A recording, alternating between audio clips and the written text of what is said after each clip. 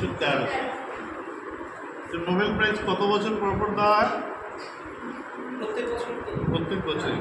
তাহলে তারপরের থেকে তো আরও অনেক লোকের নোবেল প্রাইজ পেয়েছে, তার মানে সাহিত্যে।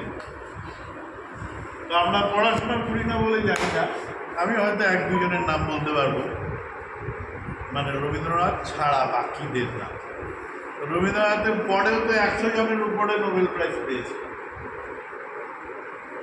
ভারতীয় বংশোদ্ভূত আরেকজন লোক পেয়েছে, মানে ভারতের মানুষ কিন্তু ভারতে থাকে না, অন্য জায়গায় থাকে। মানে সাহিত্যে ভারতীয় বংশোদ্ভূত অনেকে সায়েন্টিস্টরা পেয়েছে।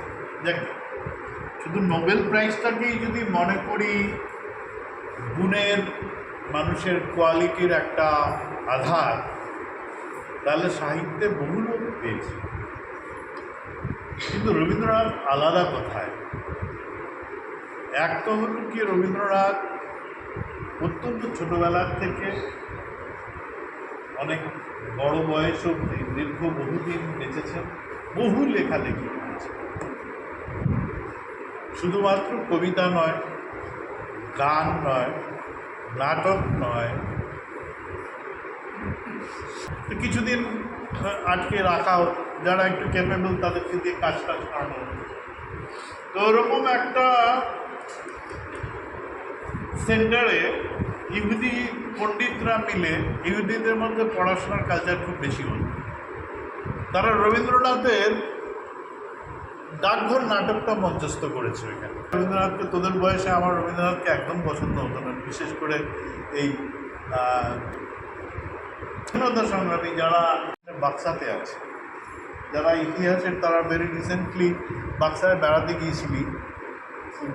বাক্সায় গিয়েছিল না, ওরা উপরে ইয়েতে গিয়েছিল, সেখানে ওই রবীন্দ্রনাথের জন্মদিন ওরা পালন করেছিল, তার একটা প্রমাণ আছে না?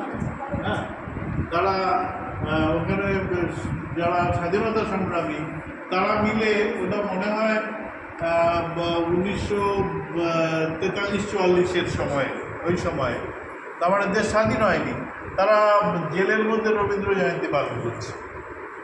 তো বোঝা যায় যে তারা রবীন্দ্রনাথের দ্বারা কতটা ইনফ্লুয়েসড হয়েছিল।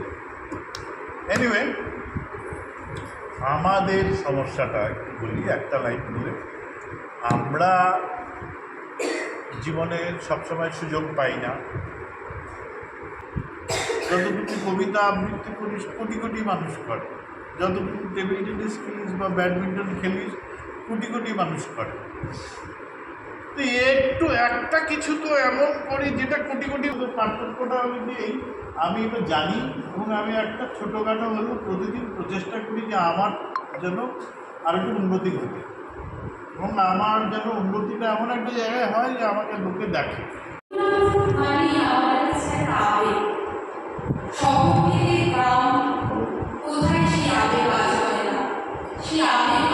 কবিতা, আঞ্চলিক কবিতা একটা শোনাবো।